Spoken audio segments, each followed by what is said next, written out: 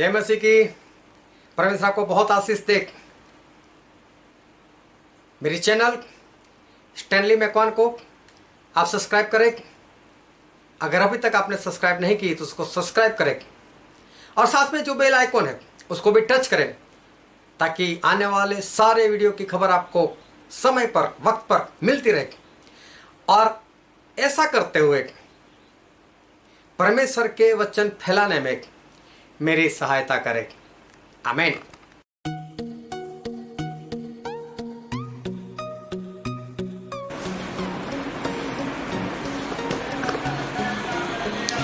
हाँ, परमेश्वर के वचन की ओर चले और बाइबल से यशाया भविष्यवक्ता का पुस्तक उसका 28वां अध्याय। यशाया 28 और हम पढ़ेंगे 23 पद से लेकर 29 पद तक। यशाया 28 23 से 29। कान लगाकर मेरी सुनो, ध्यान रखकर मेरा वचन सुनो। क्या हल जोतने वाला बीज बोने के लिए लगातार जोतता रहता है? क्या वह सदा धरती को चीरता और हेंगा फेंकता रहता है? क्या वह उसको चौरस करके सौंफ को नहीं छितरता, जीरे को नहीं बखेरता और गेहूं को पाटी पाटी करके और जौ को उसके निज स्थान पर और कठिए गेहूं को खेत की छोर पर नहीं होता? क्योंकि उसका परमेश्वर उसको ठीक ठीक काम करना सिखलाता और बतलाता है।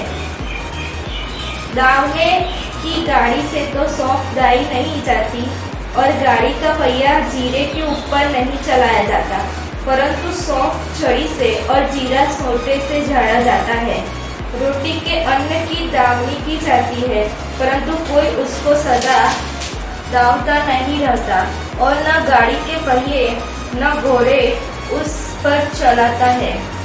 वह उसे चूर चूर नहीं करता। यह भी सेनाओं की यहोवा की ओर से नियुक्त हुआ है। वो अद्भुत युक्ति वाला और महाबुद्धिमान है। परमेश्वर पिता का वचन हमारे लिए बहुत ही आशीषित है और परमेश्वर पिता का वचन सच्चा है और बाइबल में लिखा है यदि तुम सच्चाई को जानोगे तो सच्चाई तुम्हें आजाद करेगी। आज भी एक बार फिर से बहुत ध्यान से परमेश्वर के वचन को सुनना ताकि उसे ग्रहण कर सको और उसके अनुसार आप चल सको और परमेश्वर की आशीष के वारिस बन सको। बहुत ध्यान से परमेश्वर के वचन को सुनना।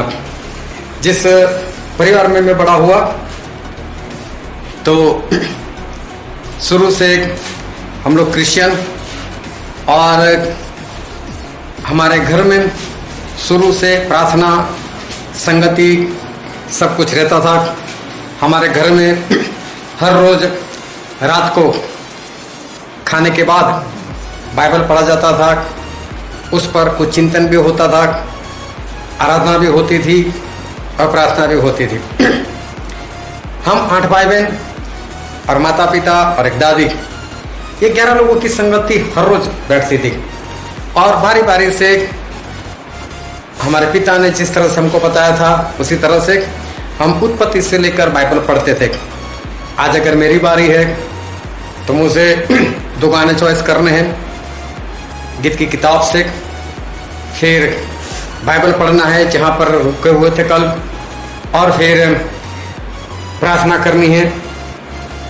तो ये जो मेरे घर की परंपरा थी, तो जब मेरी शादी हो गई तो मैंने शादी के बाद भी इस परंपरा को बनाए रखा। शादी के बाद भी हम लोग इस तरह से बाइबल पढ़ते थे, प्रार्थना करते थे और उत्पत्ति से ही हमने बाइबल पढ़ना जो था वो शुरू किया था।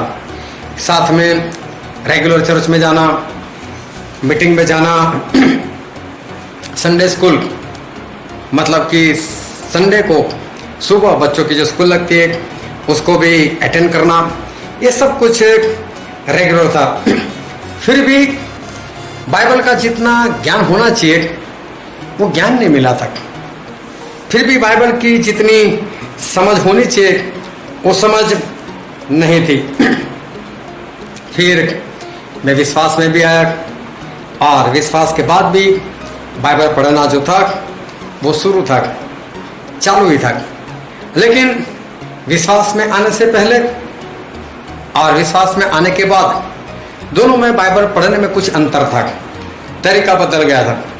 पहले क्या था, मसीह धर्म को मानते थे ना, इसलिए हर रोज प्रार्थना करनी है, 2 गाने गाने हैं, बाइबल पढ़ना है, 1 चैप्टर पढ़ना है और फिर प्रार्थना भी जो है वो करनी है। कभी लंबा चैप्टर आ जाए तो उसको आधा कर दो, आधा कल पढ़ेंगे। और भजन संहिता 119 उसको तो 3-4 पार्ट बन जाते थे। तो इस तरह से बाइबल पहले पढ़ते थे। अभी विश्वास में आ गया तो विश्वास में आने के बाद तरीका बदल गया। अभी लगातार बाइबल, लगातार मतलब हर रोज की बात नहीं, दिन में ही लगातार। अब 1 चैप्टर पढ़कर बैठने नहीं जाना है, अभी पढ़ना है 10 चैप्टर, 15 चैप्टर, 5 घंटे, 7 घंटे, 8 घंटे, 12 घंटे, ऐसे लगातार बाइबल जो है वो बाइबल पढ़ते थे। पहले मसीह होने के नाते, मसीह धर्म में होने के नाते बाइबल पढ़ते थे और बाइबल पढ़ते थे इसलिए पढ़ते ही थे। लेकिन अब बाइबल सुनने लगे, और ध्यान समझना, अब बाइबल जो है उसको सुनने लगे। सवाल होता है सुनने लगे, बोले हाँ। अभी बाइबल को पढ़ते नहीं थे, अभी बाइबल को सुनने लगे। पढ़ना जो होता है और सुनना होता है, दोनों में अंतर होता है। जब आप बाइबल पढ़ते हो ना, तब आप अपने तरीके से पढ़ते हो, लेकिन जब बाइबल सुनते हो तो जो सुनाता है उसके हिसाब से सुनते हो। पढ़ने में और सुनने में बहुत अंतर होता है। जैसे हम पढ़ते, अगर ऐसा लिखा है मुझे सब कुछ आता है, तो हमने पढ़ लिया मुझे सब कुछ आता है। लेकिन कोई बोल रहा है इसको, मुझे सब कुछ आता है, अभी दूसरी बार बोल दे मुझे सब कुछ आता है, अलग हो गया। मुझे सब कुछ आता है, मुझे सब कुछ आता है, सभी में अलग अलग मतलब निकलता है। तो पढ़ते तो हम क्या है, मुझे सब कुछ आता है, उसमें एक ही मतलब निकलता है। जब सुनते हैं तो जो सुनाने वाला होता है उसके हिसाब से हमें पता चलता है कि क्या कहना चाहता है। तो मैं ये नहीं कहता कि बाइबल कोई आपको सुनाए, जब हम खुद बाइबल लेकर बैठते तभी, वहां पर कोई बोलने वाला कोई नहीं, लेकिन तभी भी आपको जो है वो बाइबल सुनना है। आप अकेले हो कमरे में, पहले आप पढ़ते थे, लेकर बैठते थे, लेकिन अब पढ़ना नहीं है, अब इसको सुनना है। बाइबल को पढ़ना और बाइबल को सुनना वो पढ़ने से अलग होता है। पढ़ते हैं तो हम हमारी मर्जी से समझ सकते हैं, लेकिन जब हम बाइबल सुनते हैं तब हमें पता चलता है कि बाइबल जो है वो बाइबल क्या कहना चाहता है। जब बाइबल सुनते हैं तब उसका सही मतलब जो है वो पता चलता है। कई बार लोग बोलते हैं यार बाइबल समझ नहीं आता। समझ इसलिए नहीं आता है कि इंसान जो है वो पढ़ता है उसको, लेकिन बाइबल को सुनो तो बाइबल जो है वो समझ में जो है वो आने लगता है। एक उदाहरण मैं बाइबल से बताता हूँ। हम बाइबल में पढ़ते हैं यूहन्ना उसका 2 अध्याय और उसका 16वां पद।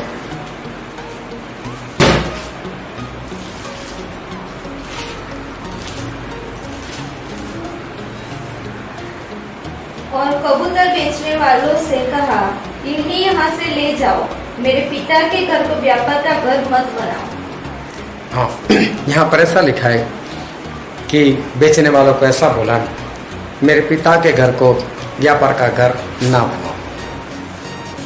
यही बात सुनोगे तो प्रभु यीशु जो है वो गए थे चर्च में और चर्च की हालात देखी तो क्रोधायमान हो गई। चर्च में लोग बाइबल सुनने के लिए जाते हैं, प्रचार सुनने के लिए जाते हैं, परमेश्वर की आराधना करने के लिए जाते हैं, परमेश्वर को मिलने के लिए जाते हैं। लेकिन यहाँ पर लोग चर्च के अंदर क्या करते थे? व्यापार करते थे। चर्च के अंदर आवाज है, ए कबूतर ले लो कबूतर, तो कैसा लगेगा? ये सबको देखकर प्रभु जो बहुत क्रोधायमान हो गए, मेरे पिता को व्यापार का घर मत करो। ये सुना, पढ़े तो कैसे पढ़े?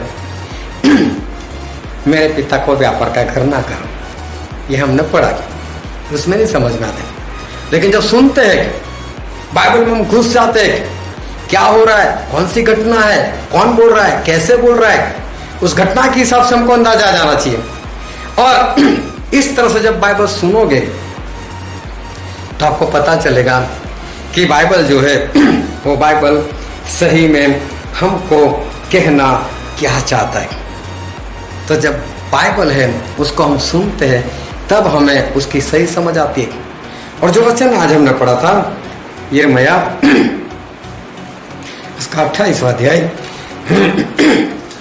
और पढ़ो तो उसका 23वां पद।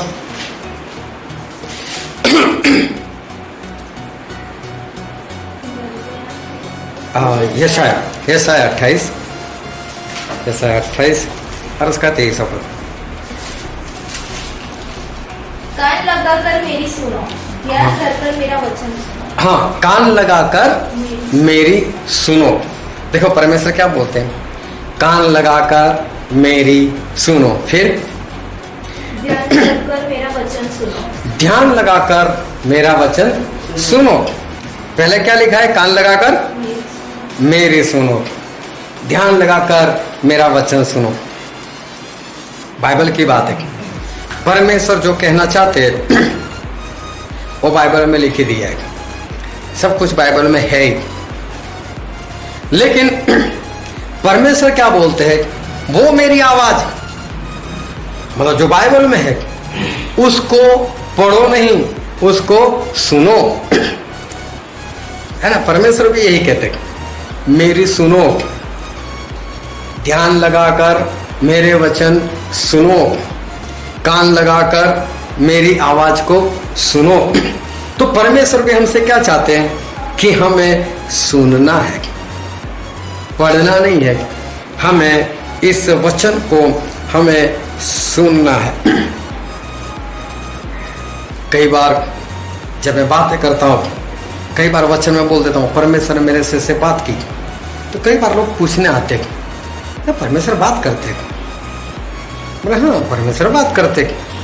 बोले फिर आपको उनकी आवाज कैसी लगती है?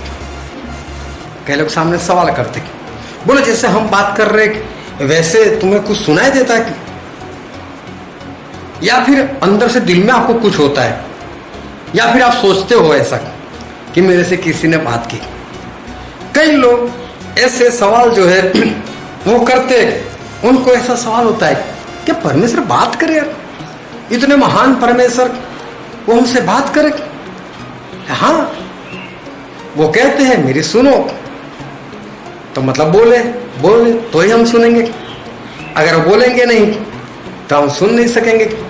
हाँ, हमारे परमेश्वर बोलते हैं, हमारे परमेश्वर जिंदा परमेश्वर है। हमारे परमेश्वर कहते हैं कि मेरी आवाज सुनो, मेरी वाणी सुनो, कान लगाकर सुनो, मेरे वचन सुनो। मतलब हमारे परमेश्वर जो है बात करते हैं, वो बात करते हैं और वो बात जो है वो हमें सुनाई देती है। लेकिन सवाल क्यों होता है मालूम है? उनको आवाज नहीं सुनाई देती, उनके साथ परमेश्वर बात नहीं कर रहे, और इसलिए उनको सवाल होता है यार परमेश्वर बात करे। हाँ, परमेश्वर बात करते, परमेश्वर बोलते और हम सुन सकते हैं।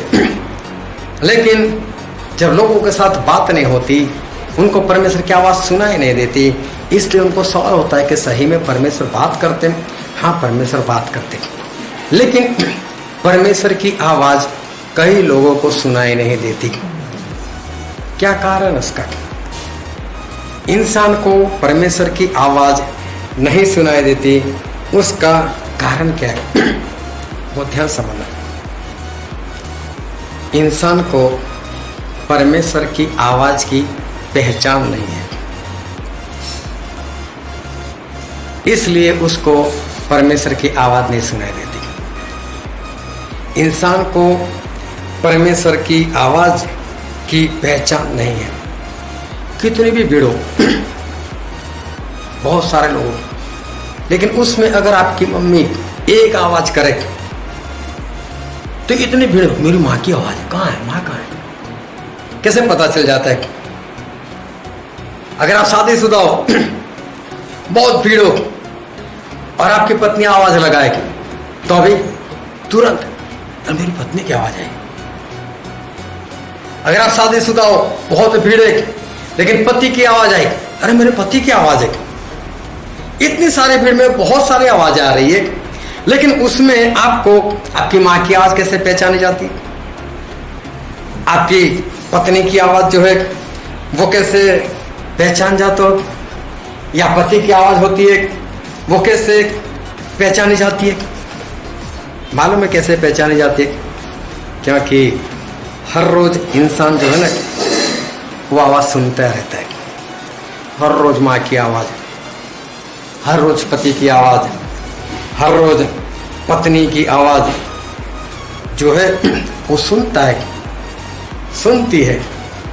और इसलिए कितनी भी भीड़ हो, लेकिन आवाज जो है वो पहचानी जाती है। एक बार पति ने घर पर फोन कर दिया, पत्नी ने उठाया फोन और पति जो है वो बोल रहा है, बोल मेरी प्रिय, आज तेरे लिए क्या लेकर आऊं? बोले फिर शराब पी ली ना, चुपचाप घर पर आ जाओ। बोले हर रोज सुनती थी ना, कभी तो ऐसा बोलता नहीं था। उसको पता चल गया पति की आवाज है, लेकिन क्यों ऐसी आवाज है? तुरंत पहचान लिया शराब पिया हुआ है, इसलिए मुझे बहकाने के लिए ऐसी बात कर रहे हैं। एक बार पति ने घर पर फोन कर दिया, पत्नी ने फोन उठाया, पत्नी बोले आज आप जल्दी से घर आ जाना, हम दोनों आज साथ में बैठकर खाना खाएंगे। उसने रॉन्ग नंबर बोलकर फोन रख दिया। बोला मालूम नहीं कहाँ रख गया था, ऐसे तो कभी बात ही नहीं हुई। पहचानते हैं ना, पति पत्नी की आवाज पहचानता है और पति पत्नी की आवाज पहचानता है, पत्नी पति की आवाज पहचान लेती है। हर रोज सुनते हैं, इसलिए आवाज जो है वो तुरंत सुनाई देती है, समझ में आ जाती है कि जो आवाज जो है वो किसकी है। अगर बाइबल रोज सुनोगे ना, रोज लगातार, मसीह धर्म वाले की तो बात ही छोड़ो, वो तो हर रोज एक चैप्टर पढ़कर रख देते और कहाँ से पढ़ते वो भी उनको तो नहीं मालूम, उसमें आवाज नहीं पहचानी जाती। लेकिन हर रोज लगातार बाइबल पढ़ोगे, लगातार बाइबल जो है उसको सुनोगे, क्या लिखा है, कैसी परिस्थिति है। मैं कई बार बच्चे में बोल देता हूँ, बोले जो हो रहा है ना वहां पर घुसकर इसको समझना, ताकि समझ में आए बात। वो इसलिए कि जो परिस्थिति आप पढ़ रहे हो उस परिस्थिति में घुस जाओ, तो अब आप पढ़ोगे नहीं, अब आप सुनोगे। जब उसके अंदर घुस जाते हो तब क्या परिस्थिति थी, कैसी परिस्थिति थी, क्या चल रहा है बाइबल में, और ऐसे जब आप अंदर उसमें घुस जाओगे तो आपको पता चल जाएगा।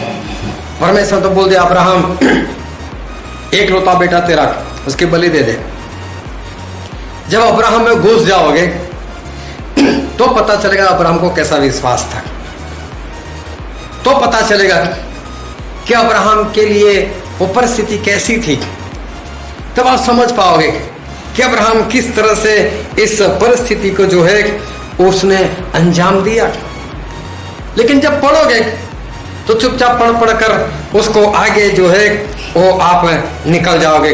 लेकिन बाइबल जो है उसको सुनना सीखो, जो भी परिस्थिति उस परिस्थिति में घुसकर जीना सीखो, तब आपको जो सही बात है वो समझ में आएगी और आप बाइबल जो है वो सुन पाओगे। किसी बहन ने मुझे बोल दिया बोले परमेश्वर ने मुझसे कहा है कि मैं तेरे जीवन में एक पास्टर लेकर आऊंगा और बोले वो पास्टर से तेरी शादी होगी। अभी इनकी प्रेयर रिक्वेस्ट थी मेरे पास कि पति पत्नी जुदा रहा। मैंने बोला बहन जी आपका पति तो है। बोले हाँ, लेकिन परमेश्वर उसको हटा देंगे और परमेश्वर मेरे जीवन में पास्टर को लेकर आ रहे हैं। मैंने बोला ये परमेश्वर की आवाज नहीं है, ये परमेश्वर नहीं बोल रहे, ये परमेश्वर की आवाज नहीं है। क्यों? बाइबल सुनते हैं तो पता चलता है कि परमेश्वर ने तो बोल कर ही रखा है कि पति और पत्नी कभी भी जुदा ना हो, बात खत्म। उन्होंने तो मना कर दिया। एक बार जिसके साथ शादी हो गई, हाँ शादी करने से पहले 1000 बार सोच लो कि इसके साथ करनी कि नहीं करनी। फिर उसके बाद हो गई, उसके बाद कुछ भी मत सोचो, चाहे जैसी है चाहे जैसा है। अब यही समझ लो कि फांसी का फंदा है या फूलों का हार है, लेकिन इसी के साथ अभी जीवन जीना है खुशी खुशी। अभी आप कुछ नहीं कर सकते। हाँ, नरक में जाना तो कोई बात नहीं, दूसरी भी करो तीसरी भी करो। कहीं नरक में जाना है तो फिर तो कोई बात नहीं, लेकिन हमारे परमेश्वर के वचन से हमें सीखने को मिलता है कि परमेश्वर ने एक ही बार बोला है। आदम के अंदर कितनी पसली थी? 26। कितनी निकाले? एक निकाले। फिर हवा ने पाप किया तो बोला चलो दूसरी भी निकाल लेता हूं। या तो पसली के टुकड़े किए, बोले एक नहीं 25 बना देता हूं, जिसके साथ खाए उसके साथ रहना। नहीं, एक ही पसली तो एक ही स्त्री, बात खत्म। और जैसी पसली होगी ऐसा भुगतना पड़ेगा। लेकिन जितना भुगत रहे हो इतना समझ लेना कि आप उससे 25 गुना ज्यादा हो। समझ में आ गई ना बात? हाँ, तो परमेश्वर तो हमें यही सिखाते, तो तुरंत पता चल गया परमेश्वर की आवाज नहीं है। ये शैतान जो है वो शैतान वो बहका रहा है। परमेश्वर कभी भी हमें जुदा होना वो कभी भी हमें नहीं सिखाते। परमेश्वर जो बाइबल लिखकर हमको दिया है वो कभी भी बाइबल के बाहर की बात नहीं करेंगे। जो लिखा है बस उन्हीं में से हमारे परमेश्वर जो है वो हमको बताएंगे। और इसलिए बाइबल जो है उसको सुनना सीखो। सुनोगे हर रोज तो परमेश्वर की आवाज पहचानी जाएगी, पहचान में आ जाएगा। हाँ, परमेश्वर की आवाज ऐसी होती है, हाँ परमेश्वर ऐसा ही बोलते हैं, परमेश्वर ऐसा नहीं बोल सकते। वो तुरंत जो है पता चल जाएगा। फिर चाहे कितनी भी भीड़ हो, कितने भी लोगों की आवाज हो, लेकिन उसमें आपको परमेश्वर की आवाज साफ सुनाई देगी। लेकिन नहीं सुनाई देती तो उसका एक कारण ये है कि आप परमेश्वर की आवाज को पहचानते नहीं। वो आवाज को पहचानने के लिए लगातार हर रोज ज्यादा बाइबल सुनना सीखो। बाइबल पढ़ना नहीं, लेकिन बाइबल जो है वो सुनना सीखो। दूसरी बात, इंसान वो परमेश्वर की आवाज नहीं सुन सकता है। उसको ये अजीब सा लगता है कि परमेश्वर बातें करे, हमसे बात कर सकते। उसका एक कारण और भी है, और दूसरा कारण ये है कि इंसान परमेश्वर से सवाल नहीं पूछता है। तो क्या समझ? क्यों इंसान को परमेश्वर की आवाज नहीं सुनाई देती? वो परमेश्वर को सवाल नहीं करता है। अगर आप किसी को सवाल करो तो उत्तर तो देगा ना, कुछ तो बोलेगा ना। लेकिन आप सवाल ही ना करो तो सवाल करोगे तो सामने से आपको कोई ना कोई जवाब जो है वो मिलेगा, मतलब आवाज सुनाई देगी। जब आप बाइबल पढ़ते हो, जब बाइबल पढ़ते हुए आपको उसमें कुछ पता नहीं चल रहा है, आपको सवाल हुआ, तो आगे मत बढ़ो, वो सवाल लेकर परमेश्वर के पास जाओ, प्रार्थना में बैठो और परमेश्वर से कहो, परमेश्वर ये बाइबल की बात जो है ना मुझे समझ में नहीं आएगी। तब परमेश्वर आपसे बात करेंगे। सवाल करोगे तो परमेश्वर जो है वो परमेश्वर आपको जवाब देंगे, मतलब आवाज सुनाई देंगे। लेकिन हम तो पढ़ते पढ़ते बस पढ़ते निकल जाते, जब सवाल नहीं होता। बाइबल में अगर आप चाहो ना तो पहले ही अध्याय में उत्पत्ति 1 में ही आप रुक जाओगे। लेकिन हम क्या करते हैं, आदि में परमेश्वर ने आकाश और धरती बनाए और धरती बेडोल थी, सुनसान थी, और बेडोल के ऊपर परमेश्वर का आत्मा मंडराने लगा, बस पढ़ते पढ़ते निकल जाते। लेकिन रुको तो सही, आदि में परमेश्वर ने आकाश और धरती बनाए, फिर दूसरे पद में ऐसा क्यों लिखा कि धरती बेडोल थी? क्या परमेश्वर से बेडोल बनी? सवाल होना चाहिए। गलती कहां पर हुई, क्या हुआ, ऐसी धरती क्यों थी? परमेश्वर बताओ, ये धरती ऐसी क्यों थी? आपने तो बनाई, तो मुझे नहीं लगता बेडोल बनेगी। आपने बनाई तो सही बनेगी, लेकिन परमेश्वर आपका वचन तो ऐसा कहता है यहां पर धरती बेडोल थी, तो प्रभु ऐसे कैसे बनी बेडोल? क्या हुआ था वहां पर? बाइबल सुनोगे, सवाल होगा। सवाल को परमेश्वर के पास लेकर जाओगे तो परमेश्वर आपको उत्तर जरूर देंगे, वो बात करेंगे आपसे। लेकिन परमेश्वर की आवाज आपको नहीं सुनाई देती, इसका कारण आपने पूछा ही नहीं, तो कोई सवाल ही नहीं पूछा। तो सवाल पूछो तो परमेश्वर जो है ना वो आपसे बात करेंगे, लेकिन आप सवाल नहीं करोगे तो फिर परमेश्वर जो है वो बात कैसे करेंगे? एक बार संडे का दिन था और मुझे वचन देना था। वचन देने से पहले मैंने परमेश्वर से पूछा, मैं बोला परमेश्वर आज कौन सा वचन देना है? और जो वचन आया था वो आया था लूका 16 और शुरू के एक सदस्य पद। और वहां पर प्रभु ने एक बात सिखाई थी, और वो बात ऐसी थी, अधर्म के धन से अपने लिए मित्र बना लो। अब ये तो मैंने कई बार पढ़ा था, सवाल भी था, लेकिन मुझे कभी उत्तर नहीं मिला था। और अभी तो परमेश्वर ने बोला आज तो यही वचन देना है। बोला वचन तो देना है, लेकिन आज तो जवाब के बिना नहीं चलेगा। मैं फिर आंखें बंद कर कर परमेश्वर की उपस्थिति में बैठ गया। मैंने बोला परमेश्वर ये अधर्म के धन से मित्र बना लो। अरे ये कौन सी बात है? अधर्म का धन तो आप चाहते नहीं, और बोले आप अधर्म के धन से मित्र बना लो। फिर बोले ताकि जब वो खत्म हो जाए तो बोले सनातन के तंबू में, मतलब स्वर्ग के अंदर वो तुम्हारे मित्र तुम्हारा अंगीकार करे। तो अधर्म के धन से मित्र बनाओ और वो मित्र स्वर्ग में भी पहुंच जाए, और स्वर्ग में पहुंचने के बाद परमेश्वर के आगे हमारा अंगीकार करे, हाँ परमेश्वर यही है, इसको ले लो स्वर्ग में, इसी की वजह से हम तो स्वर्ग में आए, इसको भी अंदर ले लो। और बोले हम भी स्वर्ग में। परमेश्वर ये कैसी बात है? अधर्म का धन ये दिमाग में ही नहीं बैठता।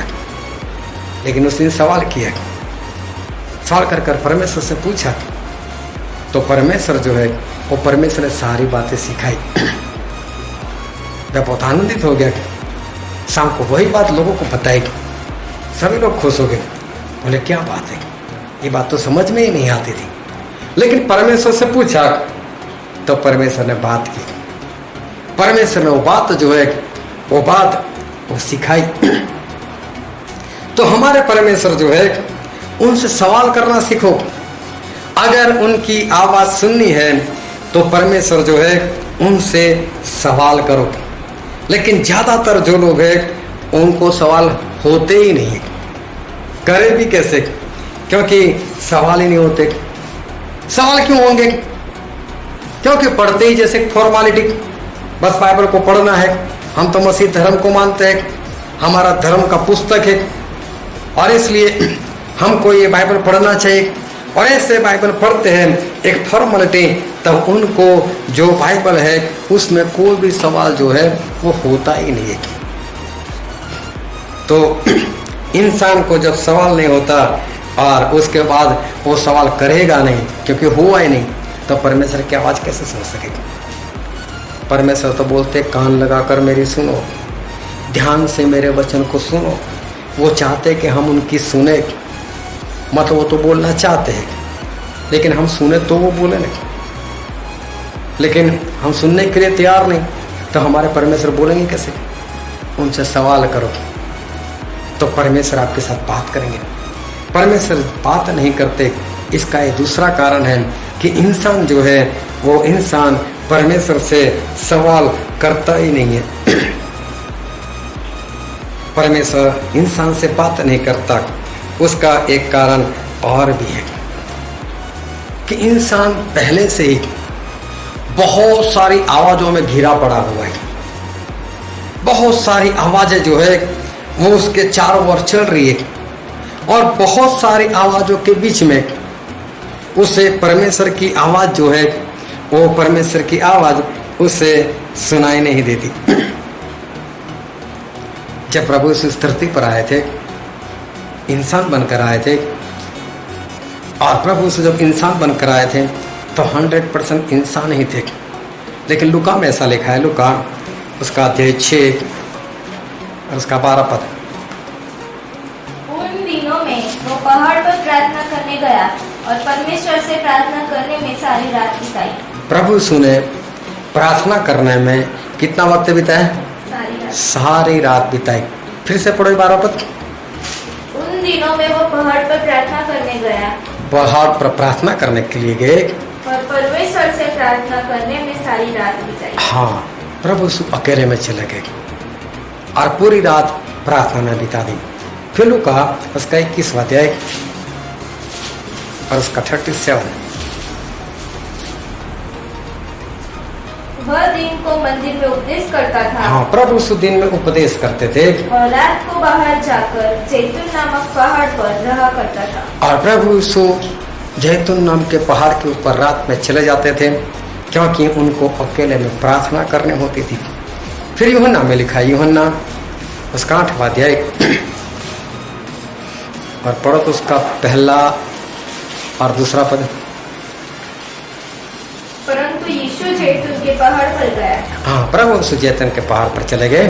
भोर को वह फिर मंदिर में आया। हाँ, भोर को मतलब सुबह में वो फिर से मंदिर में आए। इसका मतलब प्रभु यीशु रात में चले गए, सुबह आए।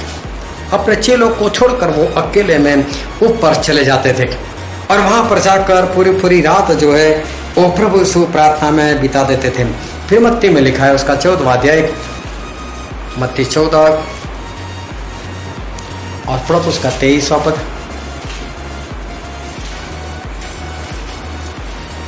वो लोगों को विदा करके प्रार्थना करने को अलग पहाड़ पर चला गया और सांझ को वो वहाँ अकेला था। हाँ, यहाँ पर स्पष्ट लिखा है कि प्रभु यीशु अकेले में पहाड़ पर चले गए और अकेले में वो प्रार्थना जो है वो करते रहते थे। और ध्यान से इस बात को समझते रहना कि प्रभु यीशु इंसान बनकर आए थे तो प्रार्थना में अकेले चले जाते थे। क्यों प्रार्थना में अकेले चले जाते थे? क्योंकि प्रार्थना जो है वो हमें कुछ सिखाती है। क्यों प्रार्थना अकेले में? प्रार्थना जो है वो प्रार्थना का मतलब क्या होता है? किसको हम बोले कि प्रार्थना? लोग कैसी प्रार्थना करते हैं मालूम? पूरा लंबा लिस्ट परमेश्वर को दे देते कि परमेश्वर मेरी अच्छी जॉब, मेरी अच्छी तनख्वाह, मेरा तनख्वाह बढ़ना चाहिए, मेरी पत्नी की सेहत अच्छी, मेरे बच्चों की सेहत अच्छी, अच्छे से पढ़ाई कर रहे हैं, ट्यूशन के पैसे ये सब मिल जाना चाहिए। हमें परमेश्वर एक घर की जरूरत, हमें वो घर मिल जाए, हमें बड़ा घर मिल जाए, हमें अच्छा घर मिल जाए, हमारे लोन पास हो जाए, और जो भी है इतनी लंबी लंबी प्रार्थना। और आखिर में क्या बोलते हैं कि परमेश्वर ये हमारी छोटी सी प्रार्थना सुनो, ग्रहण करो, आमीन, बात खत्म।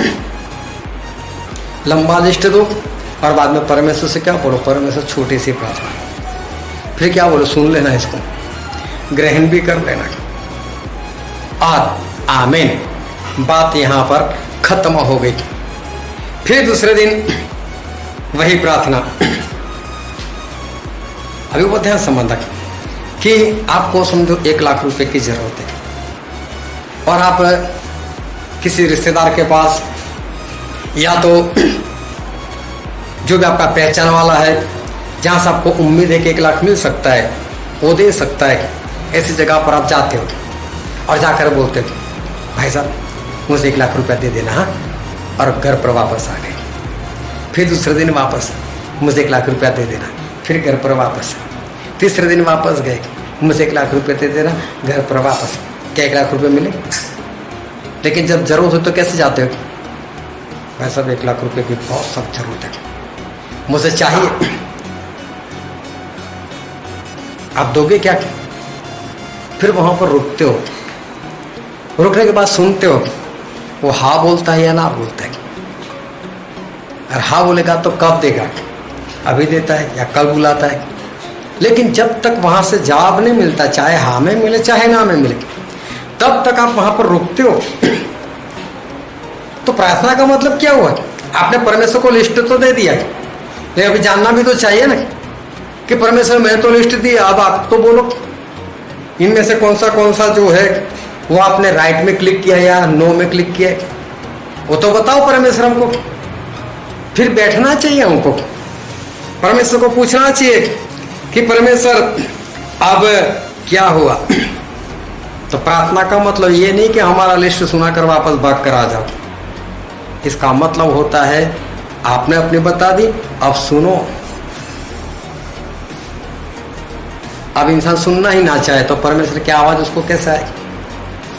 और मानो में इंसान जो है वो क्यों नहीं सुनना चाहता? क्योंकि सही में प्रार्थना में उसका शरीर होता है, लेकिन उसकी आत्मा तो मालूम नहीं कहाँ कहाँ भटकती रहती है। प्रार्थना करता है परमेश्वर ये दे देना, वो दे देना, और साथ में सोचता है अभी बाजार भी जाना है, अभी लॉकडाउन चल रहा है, बस इतने दिन तक बस खुलने वाला है, और ये खरीदना है वो खरीदना है, जल्दी से प्रार्थना खत्म हो, मैं ये करूँ मैं वो काम करूँ। तो चारों ओर दूसरी भी आवाज आती रहती। प्रभु सर का बीज बोने वाला गया और बोले झाड़ियों में डाल दिया, तो बोले पौधा तो निकला, लेकिन साथ में झाड़ियों और कांटों ने भी वो भी बढ़ गए और इसको दबा दिया।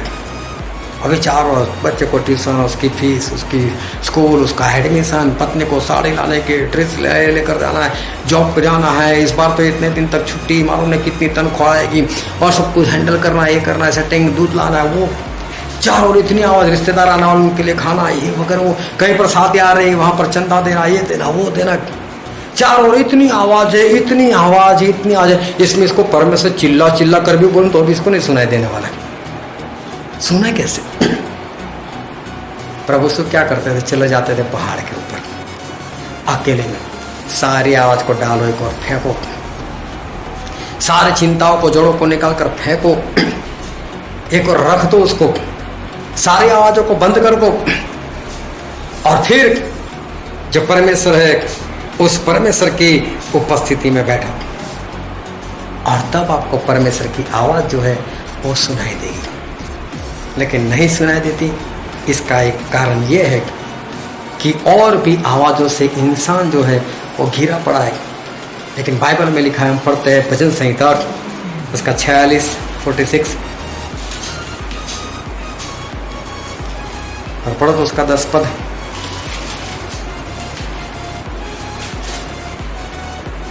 चुप हो जाओ और जान लो कि मैं ही परमेश्वर हूँ, मैं जातियों में महान हूँ, मैं पृथ्वी भर में महान हूँ। क्या लिखा है सबसे पहले? सबसे पहले क्या लिखा है? चुप हो जाओ। चुप हो जाओ। परमेश्वर ये चाहता है कि चुप हो जाओ, सब शांत कर दो। अंदर से जितनी भी आवाजें निकलती है, चिंता की आवाजें, लड़ाई झगड़े की आवाजें, ये वो सारी आवाजें को परमेश्वर को एक बार बंद करो। ये सब कुछ बंद करो ये आवाजें, और उसके बाद तुम जो है वो मेरी सुनो। फिर हबक्कुक में लिखा है, हबक्कुक इसका 2 अध्याय और इसका 20वां पद है। हबक्कुक 2 और 20।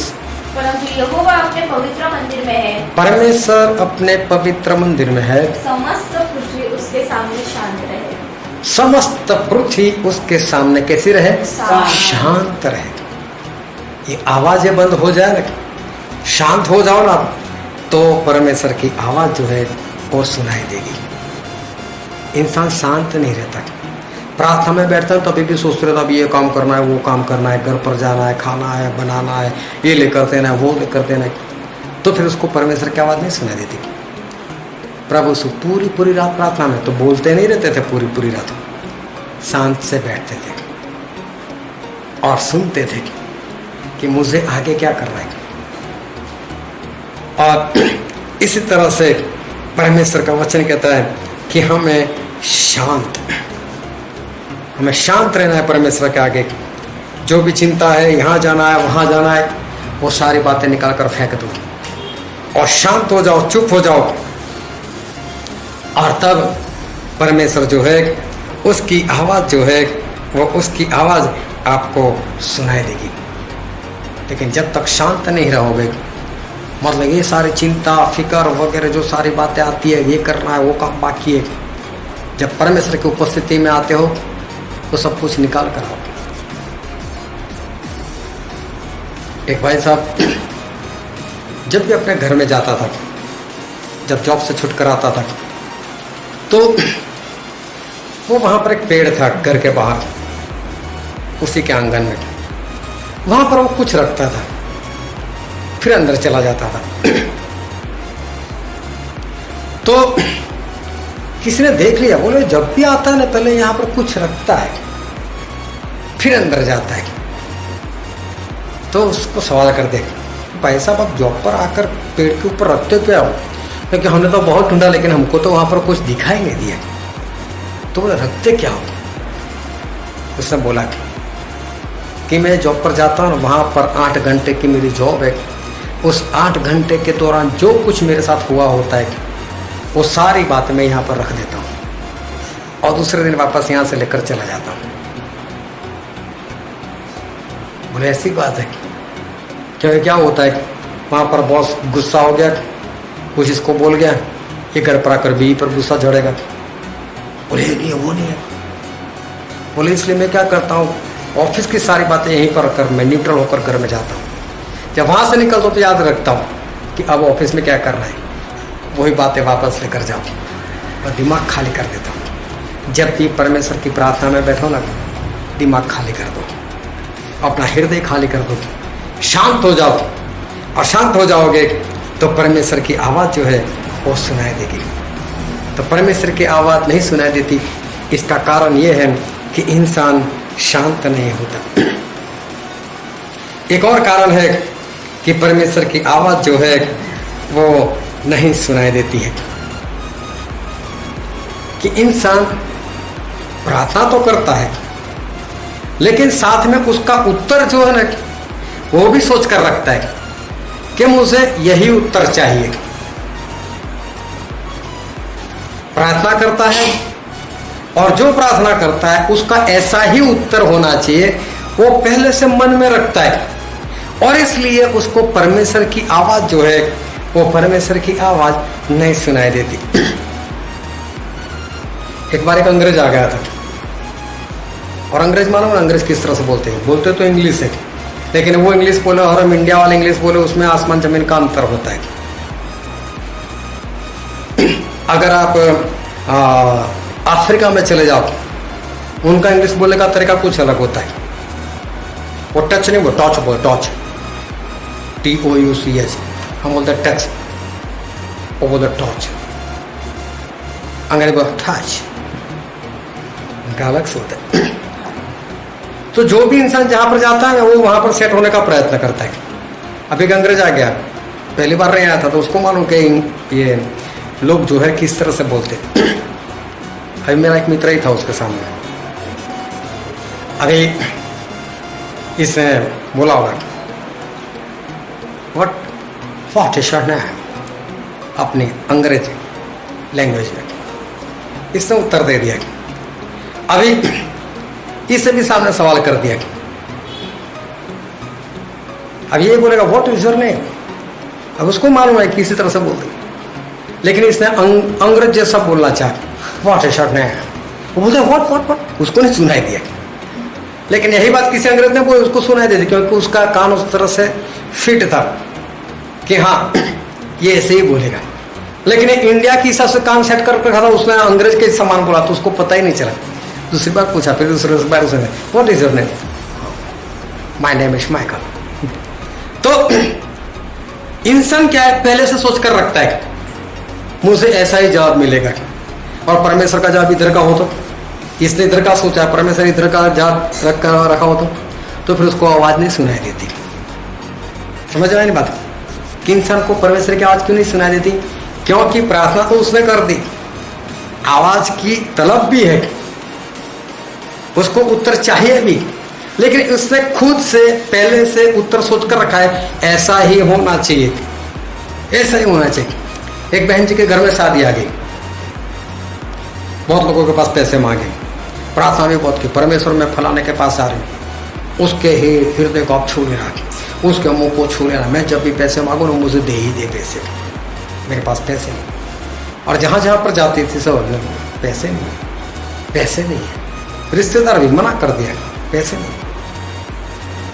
मेरे ख्याल से महीना रह गया होगा शादी को, कुछ भी नहीं पैसे, टेंशन में। हम दोनों की मुलाकात हुई, तो प्रार्थना करो ना,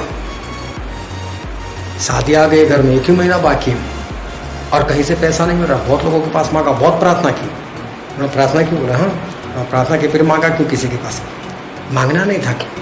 तो बोलते क्यों, तो मैंने उनको एक पद दिखाया जो बाइबल में लिखा है, रोमन उसका 13वां अध्याय और इसका 8वां पद।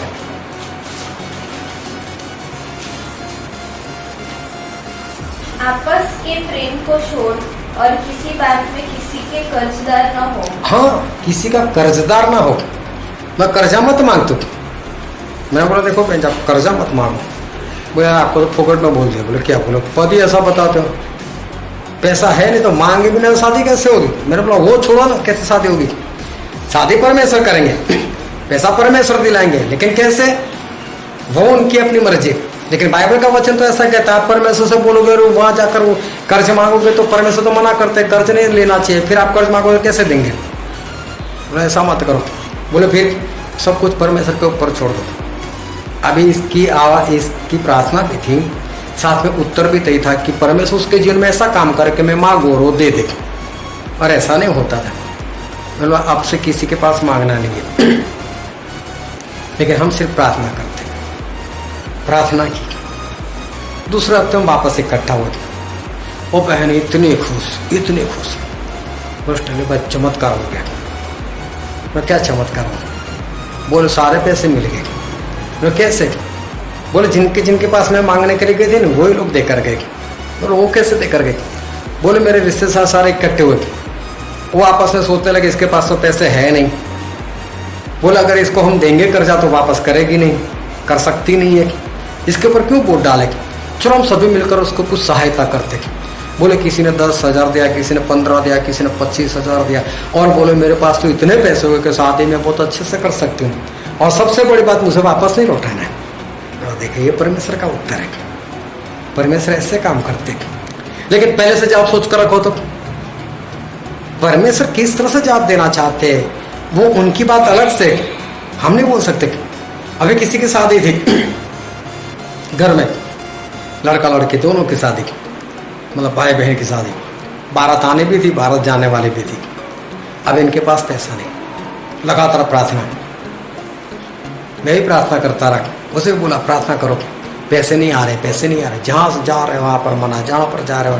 मैं बोला वो सब छोड़ो, शादी हो जाएगी, पैसा आ जाएगा, जो भी है परमेश्वर काम करेंगे, लेकिन आप टेंशन छोड़ो।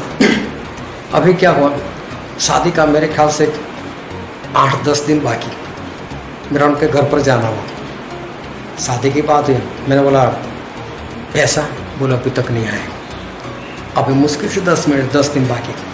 मुझे इतना मालूम था परमेश्वर तो काम करते हैं, कैसे करेंगे, लेकिन अभी तो 10 दिन बाकी, बहुत कुछ करना है। और हुआ ऐसा, लॉकडाउन हो गया, लॉकडाउन हो गया, गवर्नमेंट ने मना कर दिया, शादी वगैरह सब कुछ बंद है।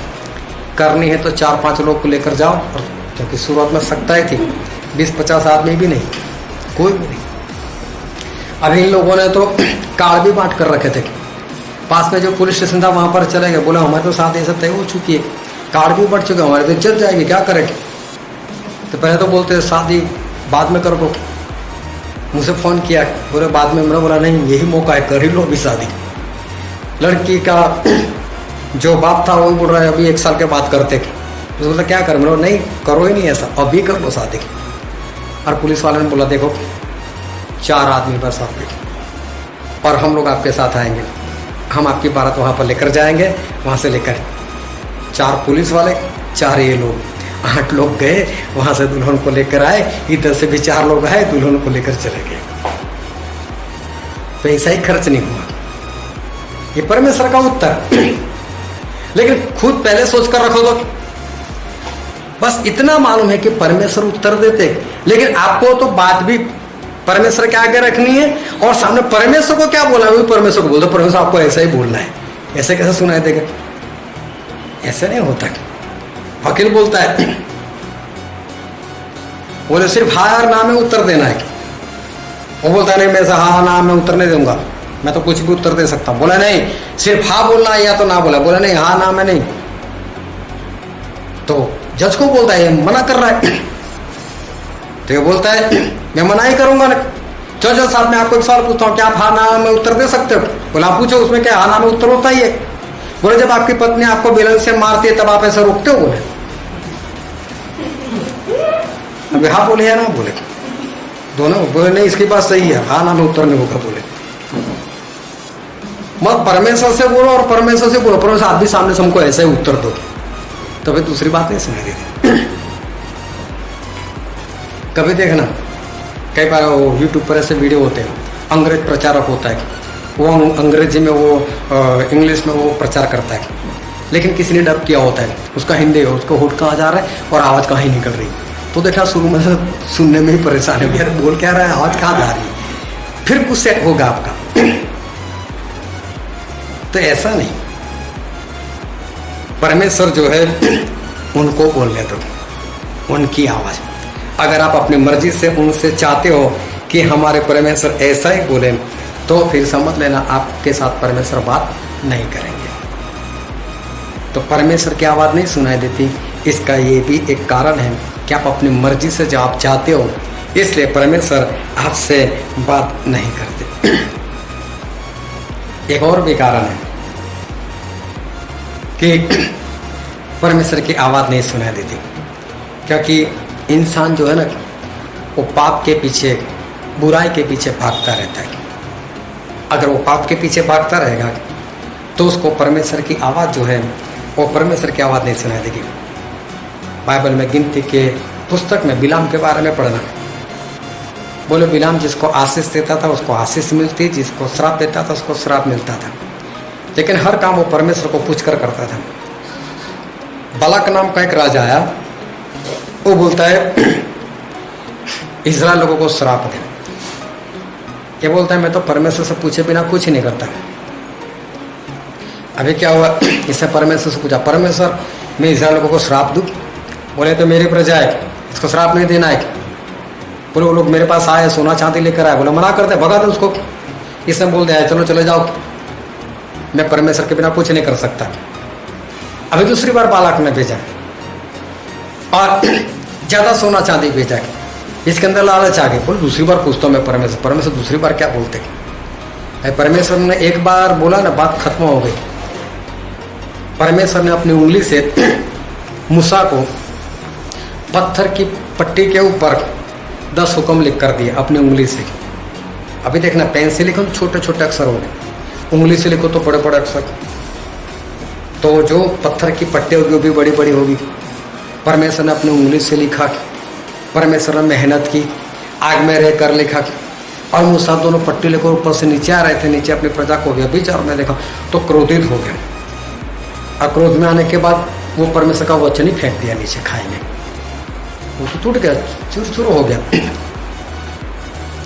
परमेश्वर ने वापस बुलाया मूसा ऊपर आ, बोले और बोले ऐसा काम कर, जैसे मैंने 2 पट्टी बनाकर तुझे दी थी ना, ऐसी बोले तू नीचे से बनाकर लेकर आ और मैं उसके ऊपर लिख कर दूंगा।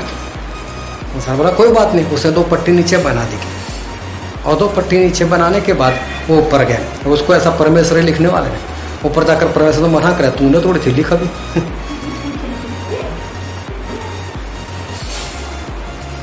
कई लोगों ने बाइबल जला दी, लेकिन बाइबल फिर भी वही है ना। मूसा ने पत्थर की पट्टी तोड़ दी, फिर भी 10 हुक्म वही के वही रहे ना। परमेश्वर का वचन एक बार बोले ना, परमेश्वर पाप खत्म हो गई। कई लोग बोलते हैं ना मैंने बोला मतलब पत्थर की लकीर, लेकिन परमेश्वर बोले ना वो पत्थर की लकीर नहीं, वो हमेशा के लिए वो हो ही गया। फिर उसमें कुछ भी सुधार नहीं हो सकता और सुधार लाने की जरूरत भी नहीं होती उसमें, क्योंकि परमेश्वर ने बोला वो 100% है, वो सही है, उसमें भी कुछ भी नहीं करना है। तो परमेश्वर एक बार बोल देते हैं, बात खत्म। अब बिलाम पूछ रहा है, मैं एक बार फिर से पूछ लेता हूं परमेश्वर को, अरे परमेश्वर को आया करो, तू मुझे जानता नहीं है। दूसरी बार बोले जा। जैसे ही गया परमेश्वर का क्रोध भड़क उठा, लेकिन ये कहां पर भाग रहा था? गद्दे के ऊपर बैठकर सोना चांदी के पीछे भाग रहा था। इसको आशीष या श्राप से मतलब नहीं था, इसको तो खुद के घर में क्या कितना सोना चांदी आता है, बस वही चाहिए था, इसलिए भागा वो तो उसके पीछे। अभी देखो परमेश्वर सामने दिखाई दिए, लेकिन बिलाम को अभी अपनी आंखों से नहीं दिखाई देता। अभी बिलाम के कानों से उसको परमेश्वर की आवाज नहीं आती। क्यों? सोने के पीछे भाग रहे, चांदी के पीछे भाग रहे।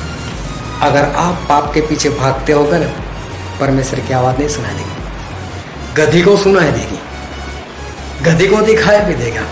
लेकिन अगर आप पाप के पीछे भागते होगे, परमेश्वर की आवाज नहीं सुनाई देगी।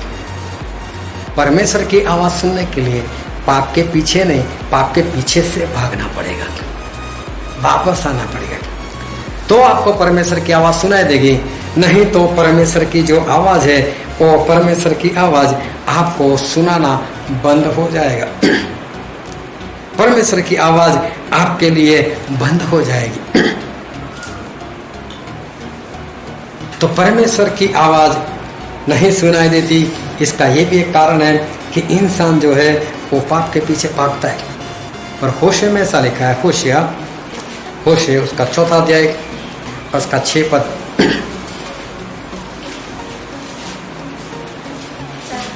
4 का 6। मेरे ज्ञान के न होने से परमेश्वर ऐसा बोलते हैं, मेरा ज्ञान लोगों के अंदर नहीं होने से मेरी प्रजा नष्ट हो गई। मेरी प्रजा नाश हो जा रही है। क्यों इंसान नाश हो जा रहा है? क्योंकि इंसान के पास परमेश्वर का ज्ञान नहीं है। अभी बहुत ध्यान समझना। अब हमारे मेन सब्जेक्ट पर आते कि इंसान के पास परमेश्वर का ज्ञान क्यों नहीं।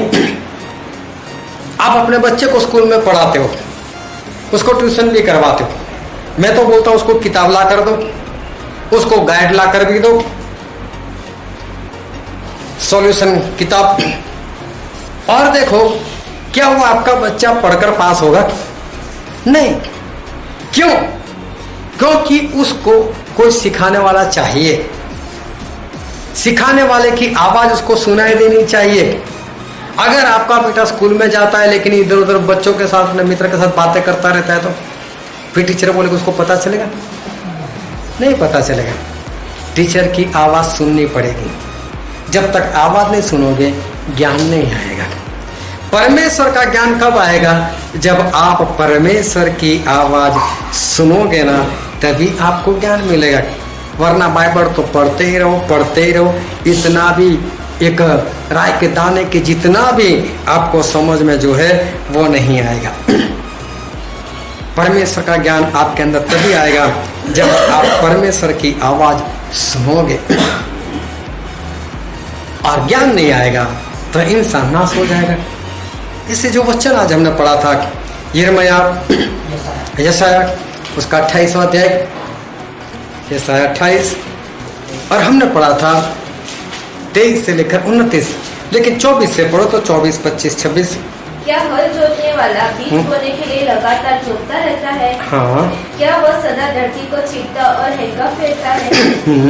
क्या वह उसको चौरस करके सौंफ को नहीं छींटता, को नहीं पखेरता, और गेहूं को पाती पाती करके और जौ को उसके बीच स्थान पर और कठिए को गेहूं को खेत की छोर पर नहीं बोता? हाँ, बहुत ध्यान समझना। परमेश्वर यहाँ पर कोई सवाल नहीं कर रहे। परमेश्वर ऐसा बोल रहे हैं कि जो खेती करता है वो कैसे खेती करता है। बोले क्या हर रोज हल चलाता रहता 4 महीने, हल चलाता हर रोज 4 महीने और कोई फसल नहीं आएगी? कैसे आएगी फसल? हर रोज हल नहीं चलाता, वो एक दिन चलाता है, फिर पानी डालता है, फिर खाद डालता है, फिर बीज को डालता है। जैसी उसकी प्रक्रिया होती है उसी समान वो करता है, तब उसको जाके वो फसल मिलती है। बोले ये ज्ञान उसको कैसा है? पूरे 28 तक पद पढ़ोगे यही बात लिखे। परमेश्वर बोलते इसको ये ज्ञान आया कहां से। फिर उसका 29वां पद पढ़ो। यह भी सेनाओं की यहोवा की ओर से नियुक्त हुआ है। हाँ, ये ज्ञान परमेश्वर देते हैं उसको। परमेश्वर हमें ज्ञान देते, बाइबल का ज्ञान, वचन का ज्ञान, उसकी समझ इंसान के अंदर क्यों नहीं। परमेश्वर बोलते हैं मैं देता हूं उसको, लेकिन मैं देता हूं मतलब परमेश्वर सुनाएंगे तो सही ना, हमें सुनना तो पड़ेगा ना। इंसान सुनता नहीं है ना परमेश्वर की, इसलिए उसको परमेश्वर के वचन का ज्ञान नहीं होता। जिसको बाइबल पढ़ने के बाद समझ में नहीं आती ना, वो समझ लेना। ये क्यों समझ में नहीं आती, क्यों बाइबल समझ नहीं आता, क्यों पता नहीं चलता? क्योंकि परमेश्वर की आवाज को आप पढ़ते हो, सुनते नहीं हो। सुनोगे तो आपको ज्ञान मिलेगा। और सुनाई इसलिए नहीं देता क्योंकि आप परमेश्वर की आवाज को पहचानते नहीं। सुनाई इसलिए नहीं देता क्योंकि आप परमेश्वर से सवाल नहीं करते। सुनाई इसलिए नहीं देता क्योंकि आप अपने हिसाब से परमेश्वर की आवाज जो है, उनका उत्तर जो है वो सुनना चाहते हो। परमेश्वर की आवाज आपको इसलिए नहीं सुनाई देती क्योंकि दूसरी बहुत आवाज आपके चारों ओर आपके अंदर घूम रही है। परमेश्वर की आवाज इसलिए आपको नहीं सुनाई देती क्योंकि आप पाप के पीछे भाग रहे हो। लेकिन आज परमेश्वर बोलते हैं शांत हो, मेरी आवाज सुनो, ध्यान से मेरे वचन को सुनो। सुनोगे तो ये ज्ञान अपने आप आएगा। लेकिन जब तक नहीं सुनोगे, सिर्फ पढ़ते रहोगे, तब तक परमेश्वर का ज्ञान नहीं आएगा। इसलिए आज परमेश्वर बोलते हैं पढ़ो नहीं, मेरी आवाज सुनो। परमेश्वर बोलते सुनो, और सुनोगे तो आपको परमेश्वर का आवाज पता चलेगा, पहचान सकोगे, और परमेश्वर ज्ञान आपके अंदर आ जाएगा। आओ हम हमारे आंखों को बंद करें और हमारे मस्तकों को प्रभु से आगे झुकाए। जो राजाओं के राजा है, जो प्रभु के प्रभु है, जो कभी नहीं बदलते। सभी लोग अपने आंखें बंद रखें, कोई इधर उधर ना देखे। मेरे प्रियो, बाइबल बहुत पढ़ लिया, सुनना सीखो। परमेश्वर को बहुत सुना दिया, अब उनका सुनना सीखो। बहुत सारी आवाजों से, टेंशनों से, चिंताओं से घिरे हुए, उस आवाज को बंद करो, शांत हो जाओ, पाप के पीछे भागना बंद करो, ताकि परमेश्वर की आवाज आप सुन सको। सुनोगे तो ज्ञान मिलेगा, सिर्फ परमेश्वर के वचन का ही नहीं, लेकिन परमेश्वर का आत्मा का, परमेश्वर की समझ का, सभी तरह का ज्ञान जो है वो आपको मिलेगा। लेकिन परमेश्वर की आवाज ध्यान से सुनना सीखो। ये वचन समझने के लिए, ग्रहण करने के लिए, उसके अनुसार चलने के लिए प्रभु से भी कृपा हम सभी पर होने पाए।